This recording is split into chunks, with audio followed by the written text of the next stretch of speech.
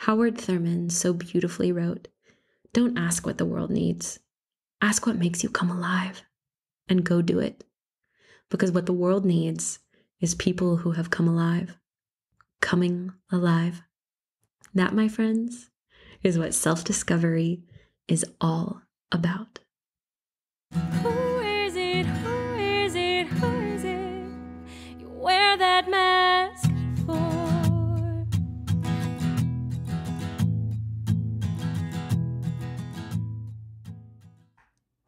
Hello, beautiful people. Happy Monday to you.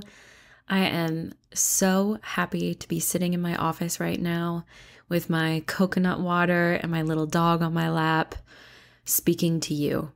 I am working on some changes to my website. And as I was going through all of these blog posts that I have written or had written in 2018 and 2019, I realized some of them are really powerful and worth sharing with you. So for those of you that don't know, I have had a blog off and on since 2014 on jaclynsteele.com. Actually, I think even before that, I think it was more like 2012.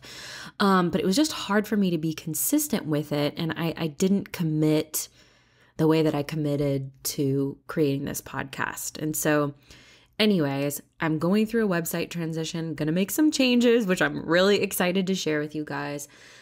But for now, I'm going through these posts and I realize like this needs to be shared, and this topic specifically. And for all of you empaths out there who are listening, then this is a topic that I think will really, really hit home for you. And I'm calling this one the expense of compassion. And I don't think we talk about the ramifications of being an empath or being super compassionate very often in public, because being compassionate is such a positive attribute to have.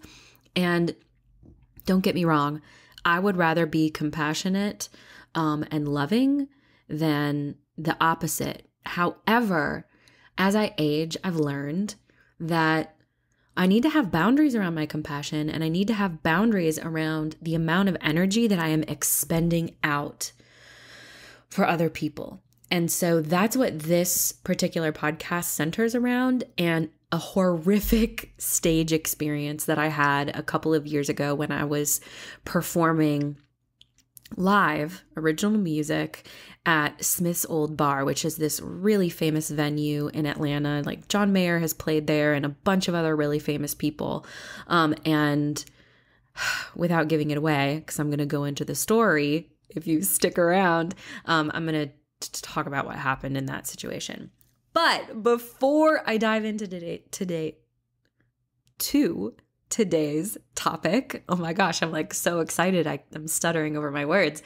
I want to do a self-discovery spotlight. And for those of you that don't know what this is, it is me highlighting a member of our self-discovery community who has written a 5-star review on Apple Podcasts.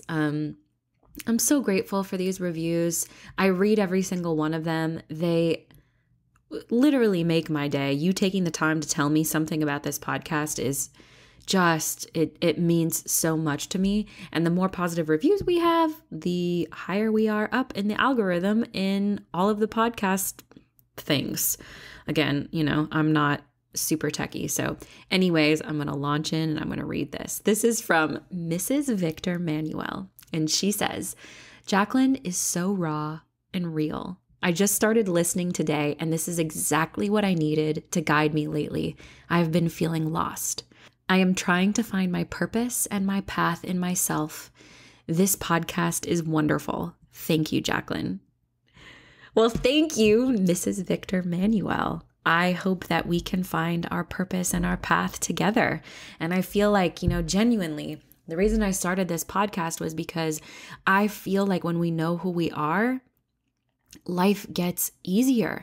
Our decisions are easier. The way that we treat ourselves becomes more clear. We have more clarity around it because we know what we need and what we want.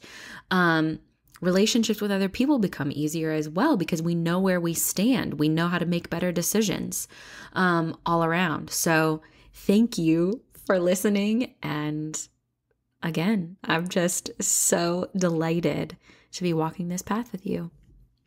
Now, I'm going to launch into today's topic, the expense of compassion. And I'm going to start it with a quote by Paul Gilmartin. And he said, "Have compassion for others, but not at the expense of compassion for yourself." And when I first read this quote a couple of years ago, it was kind of the antithesis of what I feel like culturally we are taught. Whether we fully recognize it or not, we live in a culture in Western society that teaches us to drive ourselves to the point of burnout. And not only drive ourselves to the point of burnout, but beat ourselves up in the process for not being perfect. And if you are a perfectionist like me, that kind of drive, mindset, cultural, societal conditioning can lead to some really awful, and excuse my language, if there are children around, please plug their ears. It can lead to some really ugly personal shit and ugly ways of treating yourself. And so without further ado, I'm going to launch in and I'm going to read what I wrote a couple of years ago because it still feels so pertinent to me, and I feel like it's going to feel very pertinent to you too. I just finished a run. And as I sit down at my computer to write this, I feel angry all over again. "Oh my gosh, Jaclyn, I just completely fucked up your entire set. Please don't hate me," this person said to me as the lights transitioned and we made our way off the stage. This was my second time playing at a historic and famous bar in Atlanta. The first time, with almost the exact same lineup of bands, we sold out the entire show. "Again, I'm so sorry. I couldn't hear you in the monitor. I want to make this up to you. I just can't believe that happened," this person said again as we made our way backstage. I'm not using a name or gender here because I don't want to shame this person. They simply wanted to play in my set and assist. Their intentions were pure. We hadn't played together before, but I sent them over our set list, and as often happens in live situations, musicians sit in for each other. When the offer came up from this person, I was delighted. Backstage, we were greeted with kind words from other musicians playing that night, but their eyes told the real story.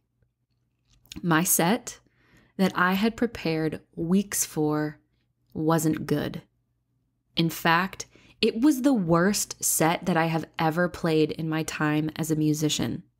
Like, ever. This is where I'm going to tie the quote from the beginning of this post into my story. I am not here to blame anyone, and I am not here to shame anyone. But here's the deal. I know myself well enough to know that I have a history of accepting whatever behavior has been sent my way, with the exception of my nuclear family members. I have some really bad tendencies. I say, "Don't worry about it," when I'm burning inside. I apologize first when I was the one wronged. I comfort others when I need to be comforted. I turn the other cheek when clearly I'm being taken advantage of. I dole out compassion after compassion after compassion until there is none left for myself. I understand that compassion isn't a currency that runs out, but energy is. And offering compassion requires energy, sometimes a lot of it. And don't get me wrong, I'm all for compassion when somebody truly needs it. All for it. But what about the times where we dole out compassion simply because we feel bad for the other person? Or when we extend it because we want to avoid rocking the boat? Or pissing someone off? Or we are fearful we will be seen as difficult? I've struggled with this for years because I've always wanted to be seen as kind. Kindness is one of my primary values in life. But women and men who are listening right now, is it truly kind to extend compassion when it is essentially covering up a lie? A lie that what happened really was wrong? A lie that, no, it really wasn't okay. A lie that when we play it over and over in our minds, we can't stand ourselves because we let it happen again. Is that kindness? Is that kindness to others? Is that really kindness to ourselves? No, it's not. Not in my book, any day of the week. To me, kindness is lovingly speaking the truth. It's saying hard things because you refuse to break any more of the promises you made to yourself. I want to be kind to myself. Not fake kind, truly kind. The kind of kind that requires brave and bold decisions. In the case of my set at Smith's Old Bar, here is the truth. I worked for weeks to prepare. I'm not the type of person that shows up and crosses my fingers hoping that everything turns out okay. I'm the type of person that stands in front of a mirror, singing and playing my guitar, trying to portray the emotions of a song in a way that will make each ticket price worth paying for. I drove almost 2 hours to get to the show and drove that same distance all by myself at midnight after the show because I stayed for everyone else's set. I work hard at my craft, and I have every right for being angry about someone sabotaging my set. But you know who I am most mad at? Me. I'm mad at myself in this situation. And you want to know why? Because it was my set. My name was on the fucking bill. My name. I could have stopped it all and demanded this person leave the stage immediately. But I was more worried about shaming this person than shaming myself. I extended compassion completely and without a doubt at my own expense. Don't get me wrong. I did ask this person to quiet down and to stop playing for several songs. But this person either didn't hear me or was just so nervous that they couldn't help themselves. So, for 6 songs, one after another, we were offbeat. My usual bandmate and I were in sync, but underneath every moment, it sounded like there was a completely different song being played. Mississippi Sinner, one of my singles on iTunes and Spotify, was so off I couldn't even hear when the second verse came in. I think I handled it with as much grace as one can in a situation like this. I kept a smile on my face and laughed it off and pretended I wasn't upset. But inside, I was fuming. My whole set was off because I didn't want to offend anyone. I was compassionate, again, at my own expense. I was prepared. I knew those songs inside and out. Yet I didn't demand this person leave the stage because I didn't want to embarrass them when it was my name on the bill and my set. How insane is that? And what does it say about my self-esteem that I allowed someone else to wreck my creation without really putting up any fuss at all? In fact, I covered it up publicly on stage with a silly comment like, you know, this is the beauty of live music. You just never know what will happen when playing live. Sometimes it goes off without a hitch, and at other times you stumble through a few things. Not. It's been 3 full days since that night. I've spent a lot of time thinking about it, wondering why I didn't stop this whole thing 30 seconds into our first song. And here's what I've come away with. I was afraid to. I didn't want to hurt this person's feelings. I didn't want them to carry shame. I know what it's like to carry shame, and I don't want to put that on anyone. I also didn't want to be seen as a bitch, which so often happens when women stand up for themselves. This is such a double standard. A man can say what he needs to say, and he's respected and considered to be a badass. But when a woman stands up in strength, she is seen as the opposite. She is seen as difficult, as hard-headed, as high maintenance. That's probably my favorite one, by the way. Or as whatever other negative connotation you want to insert next. Ladies, I know you have heard this before. Can I get an amen? You see, I'm all for accepting responsibility. And in this case, I could have and should have stopped this person. But in my defense, I've been conditioned to dole out compassion after compassion after compassion my whole life. Our culture raises women with invisible but very real handcuffs. These cuffs come in the form of double standards, of manipulation, of societal expectations and norms, of familial expectations and norms, of fear that we will be seen as unattractive, intimidating, too powerful, too big, too small, too whatever. The list goes on and on for days. We're ridiculed for being strong. We're ridiculed for being weak. We're ridiculed for not having the right handbag. One thing we aren't ridiculed for, though, is being selfless. No. We're praised for being selfless. People love it when we sacrifice our well-being for the job, for the husband, for the kid, for the friend, for the function, for the vacation, for the month, for the year, for the decade, for every day of every month of every year of our entire lives.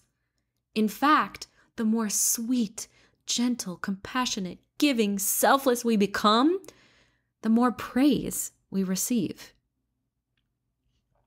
But you know what? I don't care who gets mad at me for saying this. I don't want to be selfless. I also don't want to be full of myself. What I really want to be is self-aware. To know myself so deeply and to respect myself so much that I refuse to allow my compassion or kindness or innate desire to be of value to others to come at my cost. I'm not so good at this yet, but damn, I plan to be. And you know what else? Yeah, my set I worked so hard on sucked. But the lesson I am walking away with because of it is priceless. You have been listening to Self-Discovery with Jaclyn Steele. For more information or to submit a question, please visit jaclynsteele.com/selfdiscoverypod. On Instagram, I am at Jaclyn Steele, and that's JACLYNSTEELE. And on YouTube, you can find me at youtube.com/official Jaclyn Steele.